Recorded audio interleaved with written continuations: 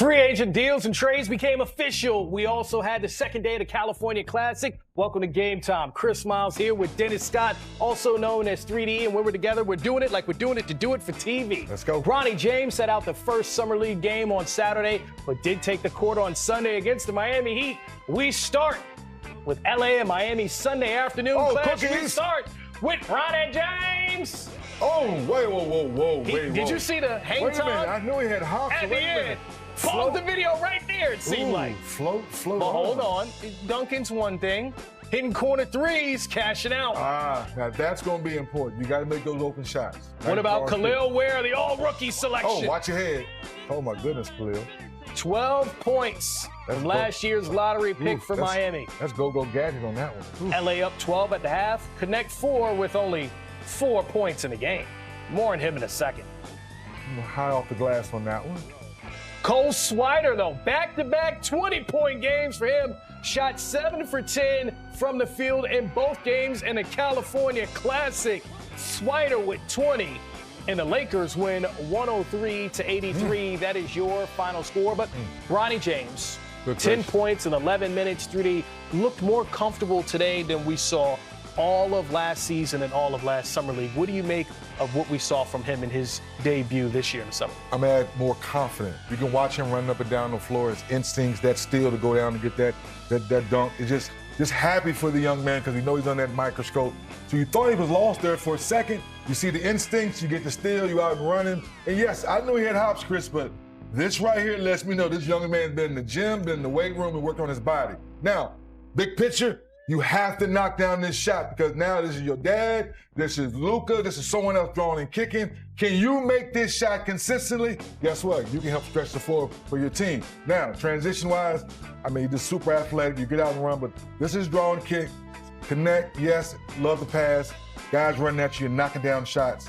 Confidence, understanding what the NBA game is, the physicality, the pace of the game. It lets me know he learned a lot from last year. He's off to a good start here in the Summer League. And a lot of times when we see these second-year players, there's a leap you want to see. Correct. Dalton Connect in 2 games. You ready for the stats? 14 points, 5 for 20 from the field, 0 for 6 from three-point range. Are you surprised that he's struggling in his first 2 games in California Classic? I wouldn't say surprised. I would say concerned, Chris, because most guys, when you go into your second year, you're like, I really don't want to be here. What do I need to do to prove to the general manager, coaching staff, that I'm a part of the big picture? Well, those first 2 or 3 games, you dominate. You let the rest of the world know, like, why is he playing? So his first couple games, he hadn't shot the ball particularly well. I like the play, making a draw and kick to Brian for the threes. He's rebounding the ball pretty well. So somehow, these next couple days, show that you can score the ball better, be more aggressive, attack the paint, get to the free throw line, and then have the coaching staff say, you know what, let's go ahead and shut him down. We've seen enough for the big picture. We can't talk about Dalton Connect and forget about what happened to him at the trade deadline, right? Thought he was going to Charlotte. Yeah. He also spoke about the fact that did affect him. Do you think that that's affecting his game in L.A. and that he kind of needs to move on in order to get his groove back? Oh, no question about it. You have to move on. When it first happened, yes, young fella, I give it to you. I don't know too many of us could handle that. Now you turn the page. You're still with the team. Now it's a new summer league to prove that you're worth of being part of the big picture. Because when you're playing with LeBron and Luka, you got to make open shots because they have the ball in their hands most of the time. Defensively, can you guard your yard? That keeps coaching staff say we can keep them on the court. But more importantly, stay aggressive, get to the free throw line, and now you're part of the big picture. This week and actually on Saturday night, we got to see the 5th pick in the draft and the 3rd pick in the draft go head-to-head. Ace Bailey, the 5th pick. VJ Edgecombe, the 3rd pick for the Philadelphia 76ers. You know, he had the highest vertical at the NBA draft combine. You see it here. That's ridiculous. The speed and the elevation. Isaiah Collier and Keeve Aluma get into it underneath the basket. Oh. It's not often we see that in summer. Well, they both pushed him. He pushed him back, and his arm got caught in the shirt. Now he's trying to get his arm out. Then he grabbed him back. Now we're just pushing. We're going to go to dinner tonight after the game. You sound like you have a future as a ringside play-by-play boxing expert. Utah up by 9 at the half. Bryce Sensabaugh having himself a good season in a good summer league so far. Kyle Filipowski, 2nd-round pick last year. Watch him following up the miss, cleaning it up. You know, one of those guys, Chris, second-year guys have to go out there and have a great summer league. VJ Edgecombe balling out all over the place for the 76ers in his debut. So VJ missed the potential game-tying three, but look at the stats. Third pick in the draft, 28 points, 10 rebounds, 4 assists, 2 blocks, and a steal, 3D. He jumped off the screen, jumped out of the gym, just electric. What you're looking for when you draft a guy third overall? Well, I look for a bright future. I go back to draft night, being in Brooklyn, and just understand this young man is living his dream, shared the story of his family, living off a generator for many years. And now his first couple games, he's just playing like what you saw in college, getting to your spot, rising up, shooting with confidence, attacking the paint, the athleticism and transition. Defensively, I think that's going to be the brightest spot because he's going to be able to step right in and guard his yard, defend 1, 2, 3, the physicality. That's what the brightest spot for me for him. Yeah, and Ace Bailey, the 5th pick in the draft, 8.7 rebounds, 3 for 13 from the field, though. What did you deduce from his struggles shooting in his first game? Well, I think he's pressing a little bit. I think the excitement is there. You're part of the NBA now. Your dream has come true. So now just settle down a little bit, listen to the coaching staff, understand this is summer league and you're working on a small thing that may not show up in the stat sheet. So right, he's not shooting the ball particularly well, but we know he's a walking bucket. Some of the shots he missed, yes, they look a little old school when I'm talking about those step backs. Slow down a little bit, understand the system you're trying to run here in summer league, and play hard, rebound, run the floor hard, little things like that you can control. Everything else falls into place. Yeah, and there was a report that Will Hardy, head coach of the Utah Jazz, said, hey, the things I did like about Ace Bailey, that he had 7 rebounds, that he had the block towards the end of the game, that he grabbed the rebound to seal the win. All of the things that he needs to work on, he focused on in that debut. When you hear the head coach say that, what do you take away? Well, once again, Will, that's great leadership. Because this young man's gone through a lot, draft night, his age and all that stuff, even his history. So now you have a coach that understands what you're going through. Listen to your coach, slow down a little bit, but the effort never lies on the screen. The shooting percentage will get better as you learn the system and learn the NBA better. Well, you get to see Ace Bailey would fare in his summer league debut. He scored 8 points on 3 of 13 shooting as the Jazz got the 93-89 win over the Sixers. What were your first impressions of the former Rutgers star?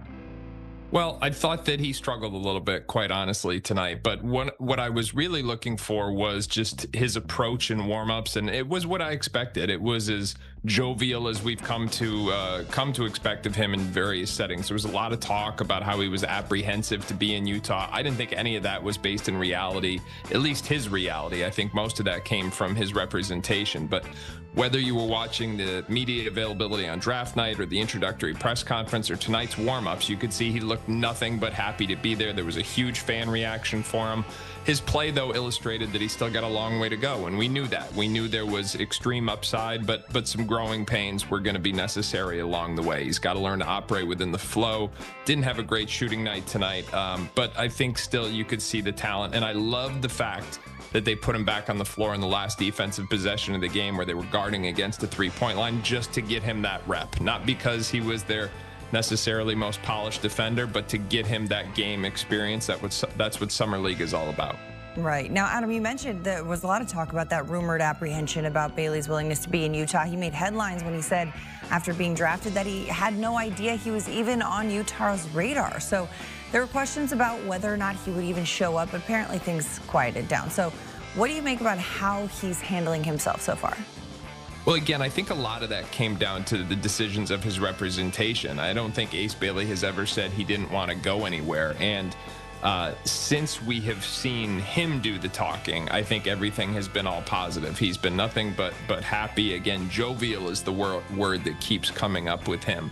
You saw it tonight, even down the stretch, a 3 of 13 shooting from the floor down the stretch of this game, and he was still happy and smiling that trademark smile. And it's that positive energy that really becomes contagious. And he's going to have to improve. He's got a long way to go, but we are talking about a 6'8", tough shot maker, big time athlete. And if he's got the positive mindset that he now appears to have, I think Utah is going to be very excited about his future.